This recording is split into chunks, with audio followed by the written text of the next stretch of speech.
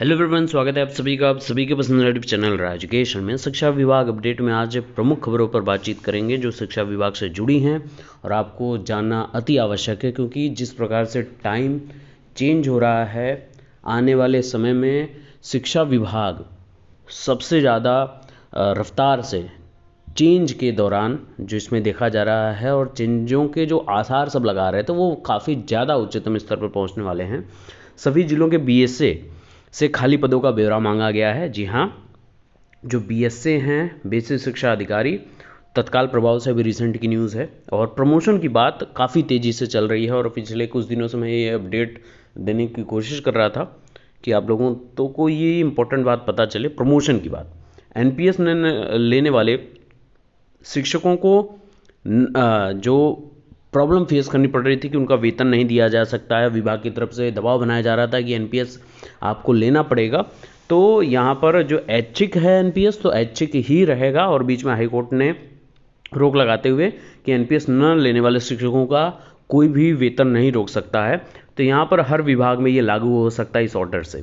UP में एक ही आयोग से होगी शिक्षकों की भर्ती। जी हाँ, अब आपकी TGT, PGT, LT grade, UP की प्राइमरी शिक्षक भर्ती, उच्चतर आयोग की जितनी उच्च आयोग की जितनी भर्तियां हैं सभी एक ही आयोग करेगा, ऐसी बात निकल कर आ रही है।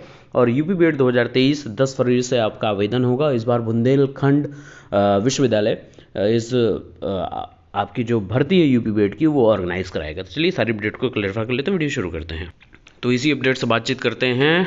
प्रेषक हैं शिक्षा निदेशक बेसिक के, उत्तर प्रदेश लखनऊ, और इन्होंने सभी बेसिक शिक्षा अधिकारी सभी जिलों के को ये अपडेट दी है और जिसमें इसमें स्पष्ट लिखा है कि परिषदीय प्राथमिक उच्च प्राथमिक विद्यालयों में मार्च 2023 तक रिक्त प्रधानाध्यापक सहायक अध्यापकों को सम्मिलित करते हुए स्वीकृत कार्यरत तथा रिक्त पदों का विवरण कराए जाने के संबंध में है।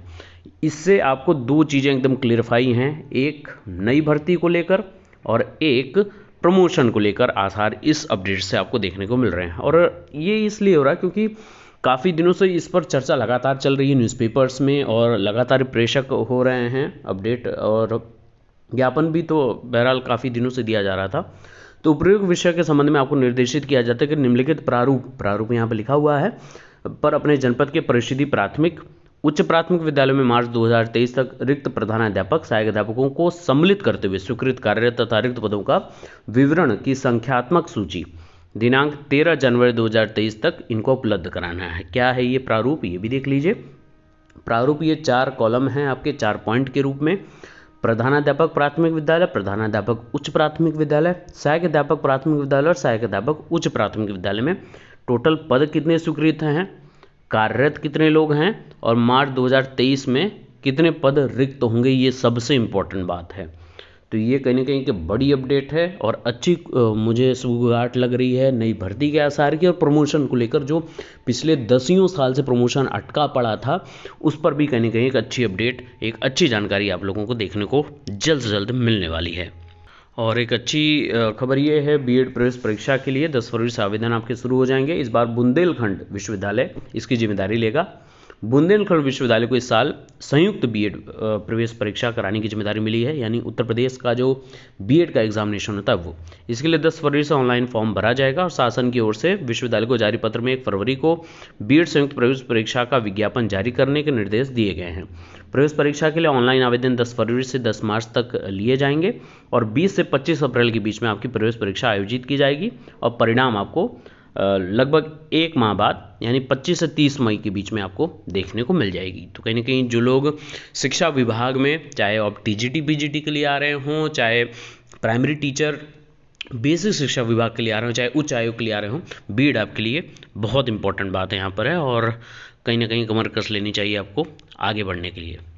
और ये कहीं ना कहीं एक अच्छी खबर है क्योंकि लगातार प्रेशर क्रिएट किया जा रहा था कि जनवरी माह का वेतन नहीं मिलेगा उन शिक्षकों को जिन्होंने एनपीएस यानी कि प्राण जो जनरेट नहीं कराया है। एनपीएस यानी कि नेशनल या न्यू पेंशन स्कीम, जो ओपीएस की जगह पे लागू किया गया है, न अपनाने वाले शिक्षकों का वेतन दे। ये कोर्ट बीच में इंटरप्ट करते हुए उन्होंने आदेश जारी किया और कल ये देर रात आदेश हुआ है। कहीं ना कहीं एक अच्छी खबर है।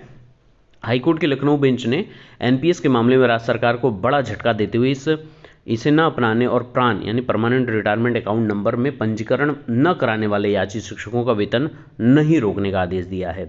याची शिक्षकों ने राज्य सरकार के 16 दिसंबर 2022 के शासनादेश के उस प्रावधान को चुनौती दी है जिसमें एनपीएस न अपनाने वाले शिक्षकों को वेतन रोकने का प्रावधान किया गया है। यह आदेश न्यायमूर्ति पंकज भाटिया की एकल पीठ ने पारित किया। याचियों की ओर से दलील दी गई कि एनपीएस उन कर्मचारियों के लिए स्वैच्छिक था जिनकी नियुक्ति 1 अप्रैल 2005 से पूर्व हुई थी।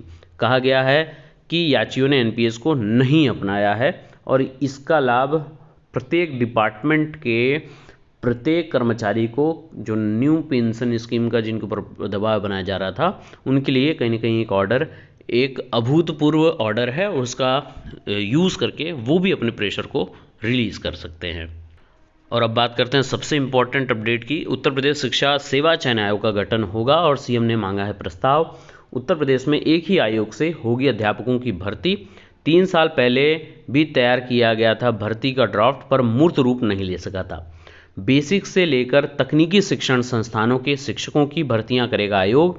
अभी अलग अलग आयोगों से होती है शिक्षकों की भर्ती, और टीटीबी यानी टेट परीक्षा जो होती है, आपका टीचर एलिजिबिलिटी टेस्ट जो होता है, उसको भी आयोग ही कराएगा। मुख्यमंत्री योगी आदित्यनाथ ने कहा कि शिक्षकों की समयबद्ध नियुक्ति के लिए सरकार प्रतिबद्ध है।